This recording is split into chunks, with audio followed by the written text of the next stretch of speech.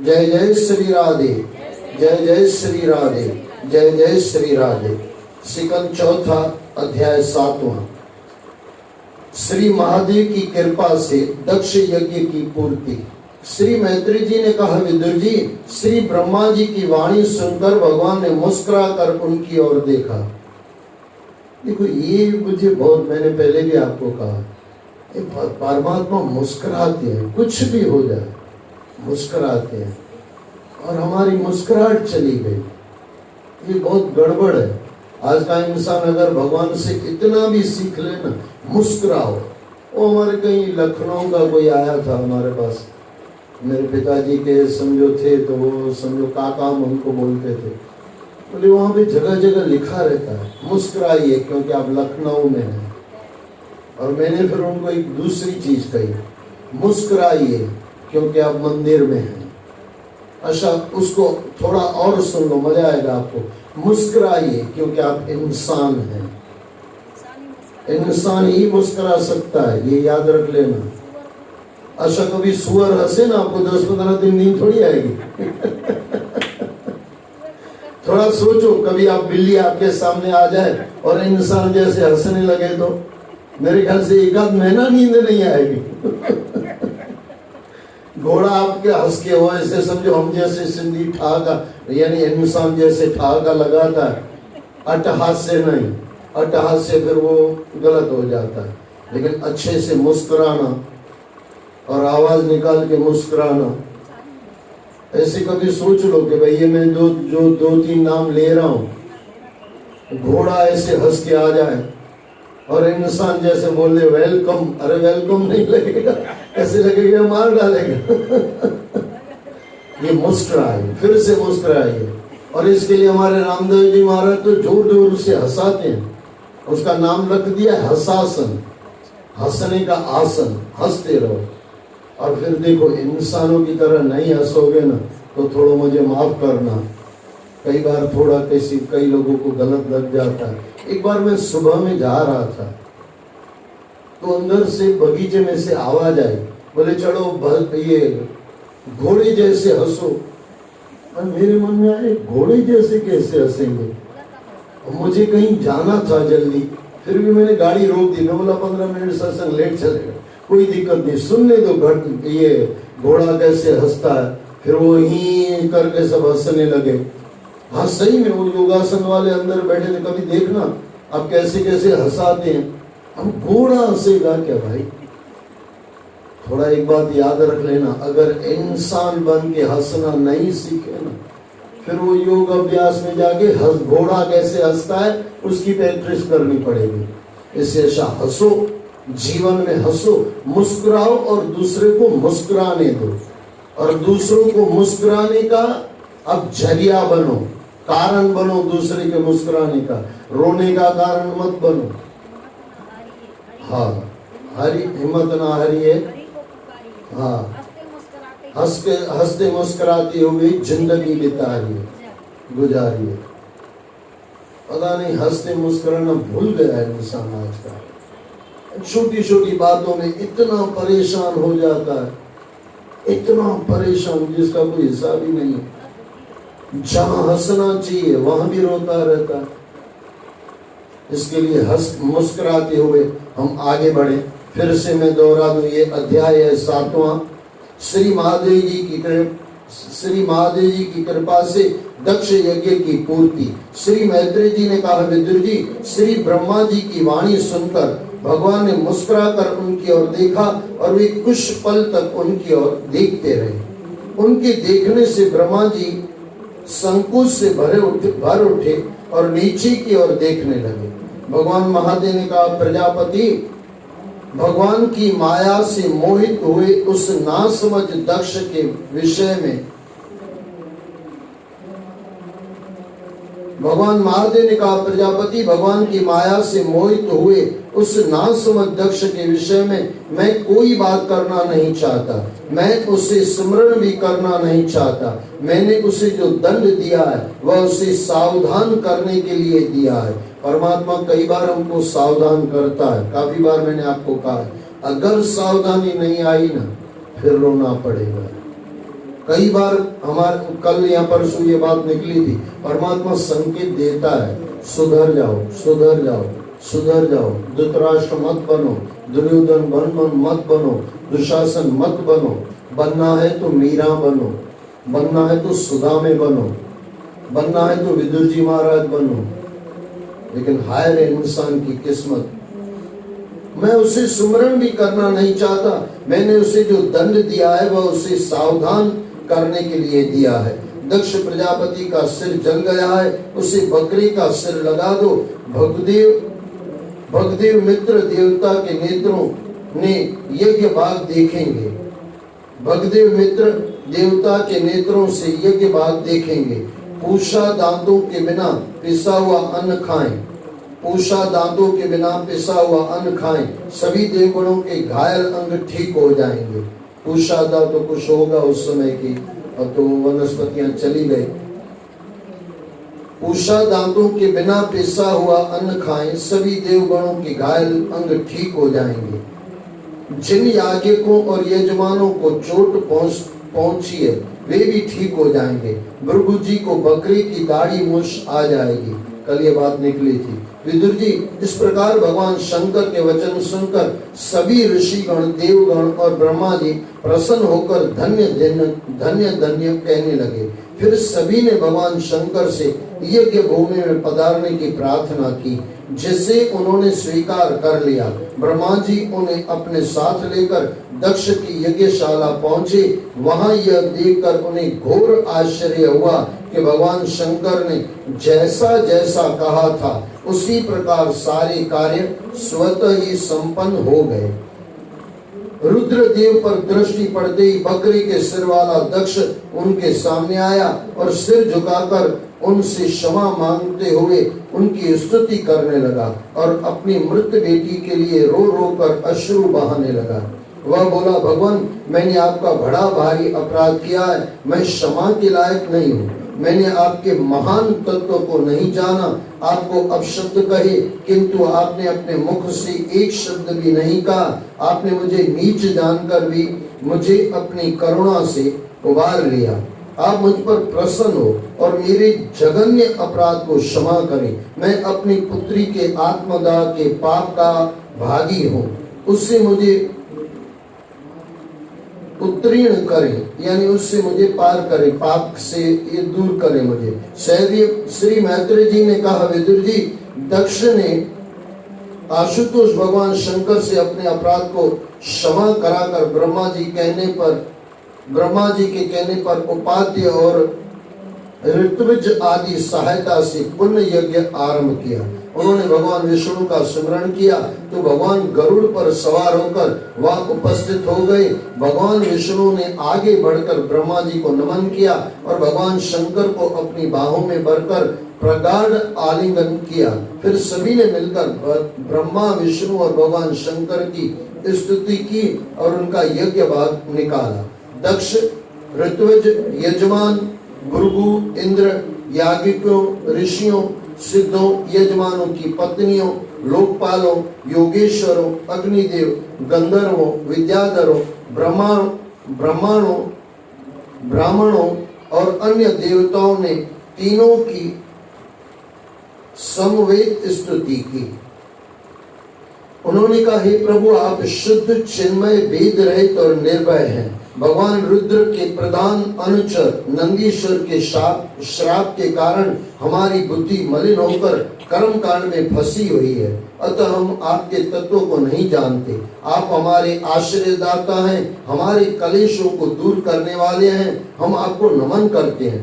आप अपने शरणागत भक्तों के तारणहार हैं, आप हम पर प्रसन्न होइए। हे अच्युत, आप जगत को प्रकाशित करने वाले तथा देवद्रोहियों को का संहार करने वाले हैं। आपका यह रूप हमारे मन और नेत्रों को आनंद देने वाला है। हमने आपकी पूजा के लिए इस यज्ञ की रचना की है। हे यज्ञ मूर्ति, शमशान भूमि के समान उत्सवहीन हुए हमारे इस यज्ञ को आपने अपनी कृपा से पुनः पवित्र किया है। आपकी लीला अपरंपार है। आप कर्म करते हुए भी उससे निर्लेप रहते हैं। स्वयं मायापति होकर भी आप माया से तटस्थ रहते हैं। हम बार बार आपको नमन करते हैं। हमारे अपराधों को क्षमा कर आप हम पर प्रसन्न होइए, हमारी रक्षा कीजिए। हे परमेश्वर, आप समस्त जीवों के अंतकरण के साक्षी हैं। ये सारा जगत आपके द्वारा ही देखा जाता है। हे दयानिधि, जो पुरुष आपके विश्व रूप परमात्मा और जीवात्मा में भेद नहीं मानता, उसे अधिक प्रिय आपको और कोई नहीं है। आप भक्त वत्सल हैं। जो आप में स्वामी भाव रखकर आपकी सेवा करता है, उस पर आपकी कृपा सदैव बनी रहती है। ये सुन लो, ये हमारे काम का बहुत है। जो आप में स्वामी भाव रखकर आपकी सेवा करता है, उस पर आपकी कृपा सदैव बनी रहती है। स्वामी परमात्मा, मैं उसका सेवक, मैं कर नहीं रहा हूं, कोई करा रहा है, परमात्मा करा रहा है। इतना अगर आ जाए ना, हो गई भक्ति शुरू। इंसान इतना करता नहीं है। बीच में मैंने किया, मैंने किया, बस यही अभिमान है। और क्या अभिमान है? आप ही धर्म के रक्षक हैं। आपका रूप निर्गुण भी है और सगुण भी है। अतः आपके सत्य तत्व का ज्ञान हम जैसे बुद्धिहीन लोग नहीं जान पाते। आपके ही तेज से प्रज्वलित होकर श्रेष्ठ देवताओं के पास यज्ञ का घृत मिश्रित हवि पहुंच जाता है। आप साक्षात यज्ञ पुरुष हैं, यज्ञ की रक्षा करने वाले हैं। अग्निहोत्र, दर्श, पौर्णमास, चातुर्मास और पशु सोम, ये 5 प्रकार के यज्ञ आपके ही स्वरूप हैं। हम वेद मंत्रों से आपकी पूजा करते हैं और आपको नमन करते हैं। हे देव, आप आदि पुरुष हैं। आप इस जगत की उत्पत्ति करता, पालनहार और संहारक हैं। हे नाथ, हम सभी आपको प्रणाम करते हैं। हे प्रभु, हमारे अभिमान को नष्ट करो। ये देखो, बात आ गई। ऊपर बताया गया, नीचे बताया गया, अभी ये वापस आ रहा है। हे प्रभु, हमारे अभिमान को नष्ट करो, हमारी रक्षा करो, इस यज्ञ को पूर्ण कराने में हमारी सहायता करो। विदुर जी, इस प्रकार सभी के द्वारा श्री ब्रह्मा, श्री विष्णु और श्री शंकर भगवान की स्तुति करके और उनका आशीर्वाद प्राप्त करके उन्होंने यज्ञ पूरा किया और सभी देवताओं का अर्चन किया। फिर सभी का यथोचित यज्ञ भाग निकाल कर उन्हें प्रदान किया। सभी देवताओं ने दक्ष को आशीर्वाद देते हुए कहा, दक्ष, तुम्हारी सदा धर्म में बुद्धि और रुचि रहे। दक्ष, तुम्हारी सदा धर्म में बुद्धि और रुचि रहे। हमारा आशीर्वाद तुम्हारे साथ है। देखो, बुद्धि और रुचि, बुद्धि परमात्मा में लगी रहे, लेकिन रुचि यानी प्रेम के साथ लगे रहे। खाली कर्म कांड के न करें। कर्म कांड में भी हमारा प्रेम हो, भक्ति में भी रुचि यानी प्रेम हो। ऐसा कहकर सभी देवगण अपने अपने लोक को चले गए। बाद में सुनने में आया कि सती ने हिमालय की पत्नी मेना के गर्भ से जन्म लिया था। जो पुरुष भगवान शंकर जी का चरित्र शुद्ध हृदय से सुनता है, उसके सभी पापों का नाश हो जाता है। अध्याय 8वां, भक्त ध्रुव के चरित्र का वर्णन। श्री मैत्रेय जी ने कहा, विदुर जी, प्रलय का कारण अधर्म का बहुत अधिक बढ़ जाना होता है। ब्रह्मा जी का एक पुत्र अधर्म था। उनकी पत्नी का नाम मृषा यानी असत्य था। उसके यहाँ दंभ, घमंड नामक पुत्र और माया नाम की कन्या ने जन्म लिया। उन दोनों ने निकृति, शठता का जन्म हुआ। निकृति यानी शठता का जन्म हुआ। ये सब हमारी बुराइयां हैं, चेक कर लेना। शठता यानी निकृति से क्रोध और हिंसा का जन्म हुआ। उनसे कली यानी कलह और दुरुकित यानी गाली का जन्म हुआ।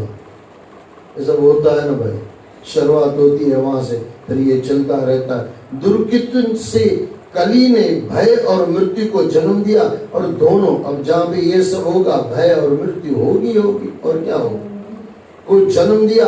और दोनों के संयोग से यातना और निरय यानी नरक का जोड़ा उत्पन्न हुआ। प्रतीकात्मक रूप से ये सभी कारण अधर्म फैलाने वाली क्रियाएं हैं, इनसे दूर रहना चाहिए जो प्रलय अर्थात विनाश के कारण बनते हैं। एक प्रसंग से मैं इसे समझाता हूँ। विदुर जी, आपको मैंने बताया कि मनु और शत्रुपा से प्रियव्रत और उत्तानपाद नामक दो पुत्र थे। उत्तानपाद की सुनीति और सुरुचि नाम की दो पत्नियां थी। उनमें सुरुचि राजा को अधिक प्रिय थी और सुनीति उसे इतनी प्रिय नहीं थी। सुनीति का एक पुत्र था ध्रुव और सुरुचि के पुत्र का नाम था उत्तम। ये यहाँ पे भी थोड़ा सोचना, ये नामों में बहुत कुछ रखा है। एक है सुरुचि, आप किस में चलते हो? सुरुचि में चलते हो कि सुनीति में चलते हो? ग्रंथों ने वो जो बोला है, गुरुओं ने जो बोला है, संतों ने जो बोला है, वो सुनीति है, यानी वो नीति वाक्य है। और हम किस में जीते हैं? सुरुचि में। अच्छा, सुरुचि में जीते जीते क्या लगता है? हम उत्तम हैं। जैसे बेटा उनका है उत्तम, तो हमको भी लगता है हम उत्तम हैं। उत्तम है नहीं, क्योंकि सुरुचि है। सुरुचि में जो भी आएगा उसको उत्तम बेटा पैदा होगा, उसको लगेगा अभिमान की वजह से मैं उत्तम हूं। लेकिन ध्रुव नहीं रहेगा। ध्रुव यानी जो हमेशा रहे, ध्रुव यानी अटल, अटल सुख, अटल शांति, अटल आनंद। उत्तानपाद को किससे मिलना था? ध्रुव की माता से, सुनीति से। लेकिन उसको प्रिय कौन था? सुरुचि। सुरुचि की वजह से हमको भी जीवन में यही होता है। ऐसा अगर बुरा न लगे तो ये सब हम ध्यान रखना। हमारी भी दो पत्नियां, पत्नी की भी दो पत्नियां, या सहेली समझ लो, सुरुचि और सुनीति। सुरुचि में जीते हैं, इसके लिए दुखी है, और फिर लगता है हम बहुत उत्तम है फिर। लेकिन ध्रुव नहीं है। ध्रुव यहाँ पे वही बात आ रही है। ध्रुव और सुरुचि के पुत्र, सुनीति का एक पुत्र था ध्रुव और सुरुचि के पुत्र का नाम था उत्तम। एक दिन की बात है, महाराज उत्तानपाद अपने पुत्र उत्तम को गोद में बिठाकर प्यार कर रहे थे। उसी गोद में बैठा देखकर ध्रुव ने भी जिद की कि वह भी गोद में बैठेगा, परंतु राजा ने उसे दुत्कार दिया। सुरुचि ने ईर्ष्या से भरकर कहा, ध्रुव, तू राज सिंहासन पर महाराज की गोद में बैठने का अधिकारी नहीं है। यदि तुझे पिता की गोद ही चाहिए तो परम पिता श्री नारायण की तपस्या कर और उनकी कृपा से मेरी कोख से फिर जन्म ले, तब तुझे यह सुख मिल पाएगा।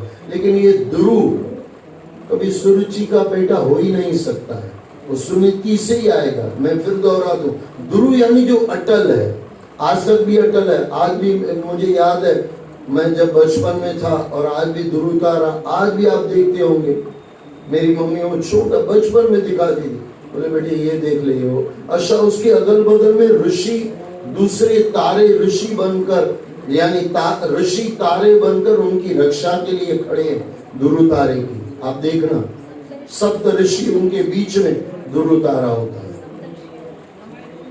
ये कहा, देखो ये हमने सुना हुआ है, देखा हुआ है। सुरुचि से कभी भी ध्रुव नहीं आएगा। वहां उत्तम लगेगा सही, लेकिन उत्तम होता नहीं है। उत्तम क्या है? जो हमेशा ध्रुव रहे, और ध्रुव सुनीति से ही आता है, यानी गुरुओं से बोलो, ये सीधी बात है। गुरुओं से बोलो, ग्रंथों से बोलो, समाज से बोलो, सज्जन से बोलो, वहां पे ध्रुव आएगा। इसके लिए तब तुझे यह सुख मिल पाएगा। विदुर जी अपनी सौतेली माँ के वचन सुनकर बालक ध्रुव को कोमल हृदय आहत हो गया। उसके पिता ने भी एक शब्द नहीं कहा। अच्छा, ये उत्तानपाद है। उत्तानपाद यानी क्या है पता है? जिसका सर नीचे है, पैर ऊपर है, यानी उल्टा जी रहा है। थोड़ा खुद को भी चेक करो, हम भी उल्टे ही जी रहे हैं, हम भी उत्तानपाद हैं।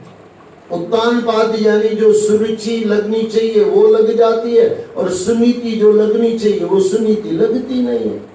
वो एक गाना ना, मैं चाहे ये करूं, मैं चाहे वो करूं, मेरी मर्जी। उत्तानपाद सबसे उल्टा, पर संतों से उल्टा, गुरुओं से उल्टा, माँ बाप से उल्टा, सब उल्टा। लेकिन लगेगा मैं ही उत्तम हूं। बस यही गड़बड़ है। उसके पिता ने भी एक शब्द नहीं कहा। तब ध्रुव रोता हुआ अपनी मां के पास आया और रो रो कर उसने सारी बात मां को बताई। उनकी बातों से सुनीति को बहुत दुख हुआ। अच्छा, हमको भी लगता है ना, अच्छे रास्ते पे चलते चलते चलते लगता है क्या है भाई, ये दुख वो दुख, इधर से दुख उधर से दुख। किसी गुरु के पास जाओ तो वो सुनीति यानी ग्रंथों के वचन बता के वो ठंडा करते हैं, बेटे ये है, अगले जन्म में कुछ किया होगा, अभी भोग रहे हैं। सुनीति भी अपने बेटे को समझा रही है। सुनीति यानी सत्संग समझ लो, इससे सुस्पष्ट कुछ नहीं हो सकता। सत्संग से इंसान सुधर सकता है। ध्रुव की मां थी सत्संग, ये समझ लेना। सुनीति यानी सत्संग, सुनीति यानी सु यानी अच्छा, नीति यानी नीति, और रुचि यानी जो मुझे लगता है अच्छा लगता है, और करीब करीब हमको अच्छा पाप ही लगता है, करीब करीब। फिर वो गुरु नानक देव जी महाराज हो, टेवराम साईं महाराज हो और उनके शिष्य सच्चे हो, उनकी बात नहीं चल रही है, ये हमारे जैसे लोगों की बात चल रही है। उसने अपने पुत्र को धीरज बंधाते हुए कहा, पुत्र, जो दूसरों को दुख देता है उसे स्वयं ही दुख झेलना पड़ता है। तू उनकी बातों पर मत जा और परमपिता के चरण कमलों में ध्यान लगा। वे महाराज से भी बड़े हैं, वे तुझे अवश्य ही अपनी गोद में बिठाएंगे। उनकी कृपा से तेरे दादाजी श्री ब्रह्मा जी को सर्वश्रेष्ठ पद प्राप्त हुआ। श्री हरि अपने भक्तों पर अवश्य कृपा करते हैं। ये सुन लेना, श्री हरि अपने भक्तों पर अवश्य कृपा करते हैं, ये गारंटी दे रहे हैं, अवश्य कृपा करते हैं। तू उन्हीं का भजन कर। अपनी माता सुनीति के वचन सुनकर ध्रुव अपने घर से निकलकर वन में चला गया। वन में उसे देवर्षि नारद जी मिले और उन्होंने ध्रुव को आशीर्वाद दिया। वे बोले, पुत्र, अभी तू बच्चा है, खेल कूद में ही तेरा मन लगता है। इस उम्र में मान सम्मान की बात मन में बैठाकर कोई इस प्रकार से अपना घर नहीं छोड़ता। जा, घर लौट जा, ये इसकी परीक्षा चल रही है। ये सुरुचि तरफ है कि सुनीति तरफ है, लेकिन सुनीति की बातें उसके मन में बैठ गई थी। मैं काफी फिर दोहरा दूं, सच्चा गुरु मिले ना, इससे पहले सच्ची माँ आपको मिल जाए जो परमात्मा से जोड़ दे, तो सच्चा गुरु जरूर मिलता है। मैं तो कहता हूँ, हाँ, ध्रुव ये नारद मुनि की वजह से इनको भगवान मिलेगा, लेकिन नारद मुनि क्यों मिला इनको? क्योंकि सुनीति का बेटा है। अब ये सुरुचि तरफ धकेलने की बात कर रहे हैं, परीक्षा ले रहे हैं, लेकिन परीक्षा में पास होंगे तब जाके वो उनको नारद जी कुछ अपना शिष्य बनाएंगे। इस उम्र में मान सम्मान की बात में मन में बैठाकर कोई इस प्रकार से अपना घर नहीं छोड़ता। जा, घर लौट जा। तो अपनी माता के उपदेश से योग साधना द्वारा जिस भगवान की कृपा प्राप्त करने चला है, साधारण पुरुष के लिए उसे प्राप्त करना बड़ा कठिन है। योगी लोग अनेक जन्मों तक उनकी साधना करते हैं, परंतु उन्हें पाने में वे प्राय सफल नहीं हो पाते। उनका मार्ग बड़ा कठिन है। पुत्र, इसलिए तू हठ छोड़ और अपने घर को वापस लौट जा। इस पर ध्रुव ने कहा, भगवान, विमाता के जिन वचनों से मेरा हृदय दग्ध है, उसे आपके वचन शांत नहीं कर सकते।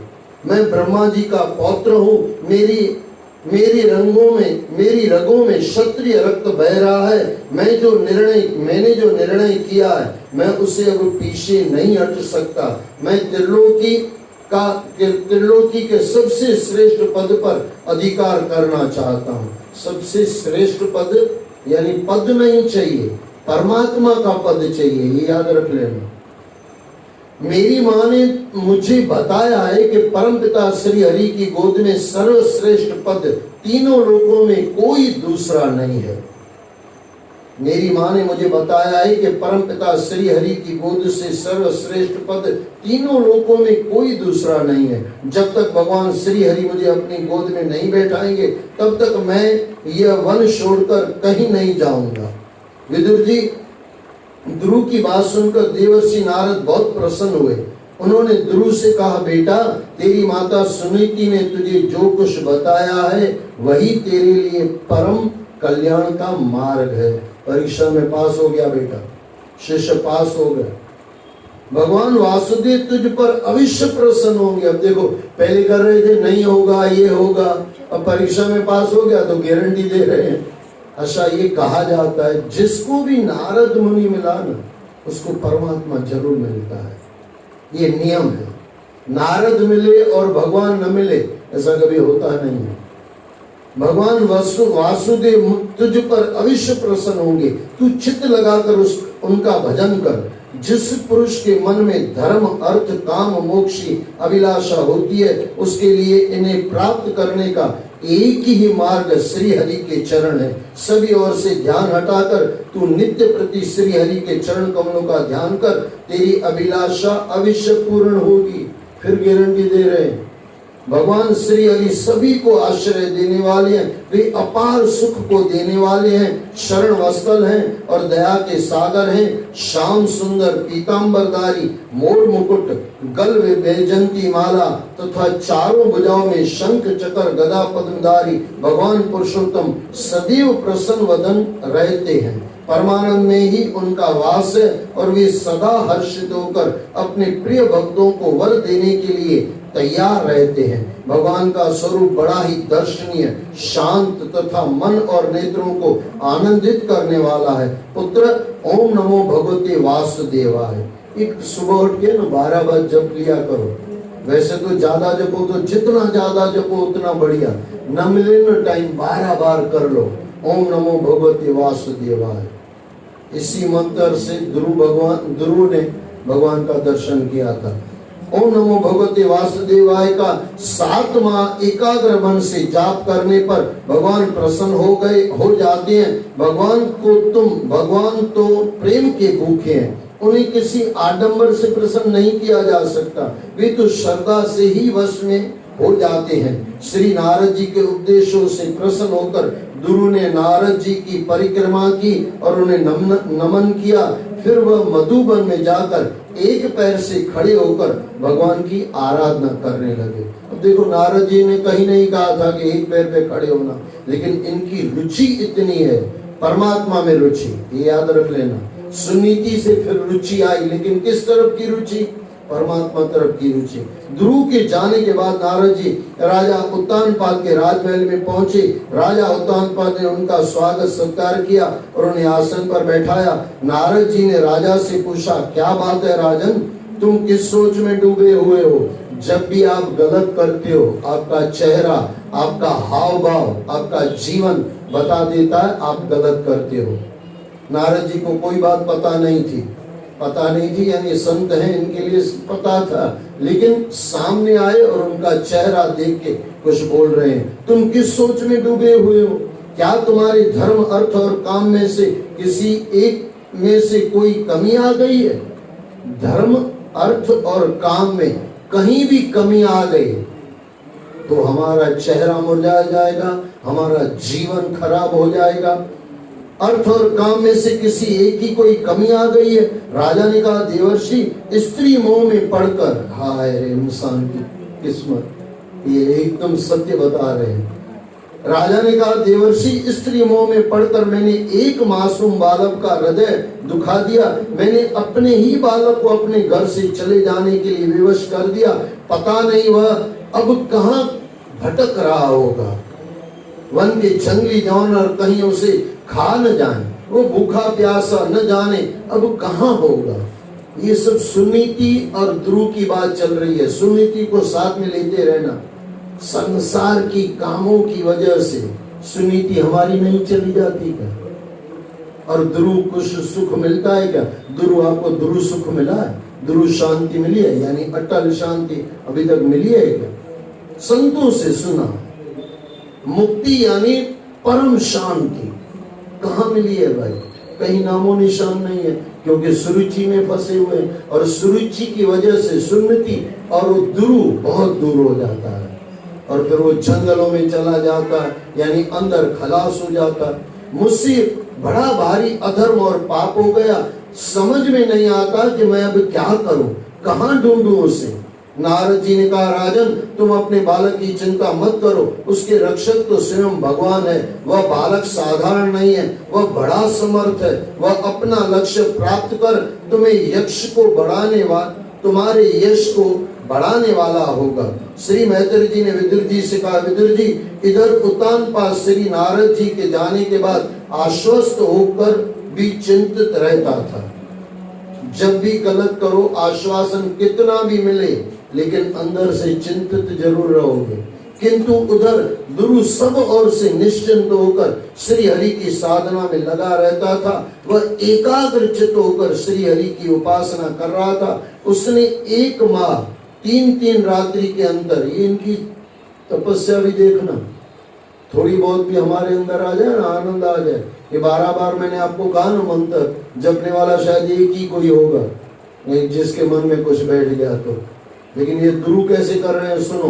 उसने 1 माह 3 रात्रि के अंतर के केवल 1 बेर और 1 केथ का ही सेवन किया।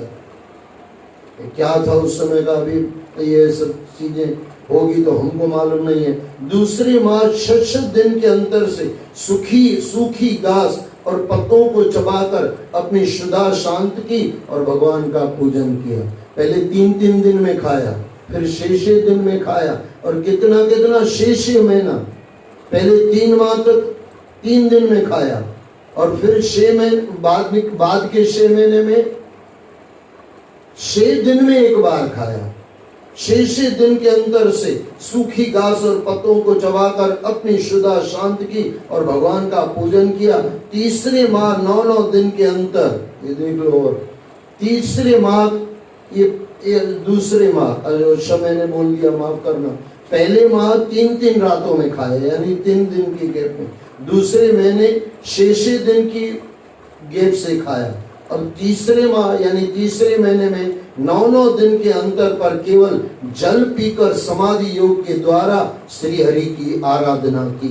चौथे महीने 12 दिन के अंतर पर श्वास को जीतकर केवल वायु पीकर ध्यान योग के द्वारा भगवान हरि का स्मरण किया।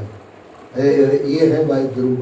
5वें मास गुरु ने श्वास को जीतकर एक पैर से अविचल खड़े होकर परम ब्रह्म का चिंतन किया। उस समय उसने अपनी समस्त इंद्रियों और मन को स्थिर कर लिया। जिस समय ध्रुव ने प्रकृति और पुरुष के अधीश्वर पर ब्रह्म की अखंड धारणा की, तब उसके तेज को न सह सकने के कारण तीनों लोग कांप उठे। ये तप का बल है। सभी देवगण भागे भागे श्री हरि के पास गए। देव, आप परमात्मा तरफ चलो। देवताओं पहुंचेंगे परमात्मा की तरफ, भाई उनको दर्शन दो। यहाँ पे देवता जाएंगे। देवताओं ने कहा, भगवान ध्रुव की तपस्या से संपूर्ण जड़ जंगम जीवों के प्राण व्याकुल उठे। कृपया कर शरण में आए, हम लोगों की रक्षा करें। श्री भगवान ने कहा, देवताओं भय मत करो। ध्रुव ने अपने चित्त को मुझ में लीन कर दिया है, वह अब मुझसे अलग नहीं है। इसी प्राण निरोध के कारण तुम्हें अपने प्राणों के अवरुद्ध होने का भय सता रहा है। तुम लोग अपने लोगों को जाओ, मैं उस बालक के पास जा रहा हूँ। बोलो सद्गुरुदेव भगवान की जय। अध्याय 8वां समाप्त हुआ। बोलो सद्गुरुदेव भगवान की जय। भागवत महापुराण की जय। गुरु जी महाराज की जय। सुनीति महाराज की जय। भक्त और भगवान की जय। जय जय श्री राधे, जय जय श्री राधे, जय जय श्री राधे।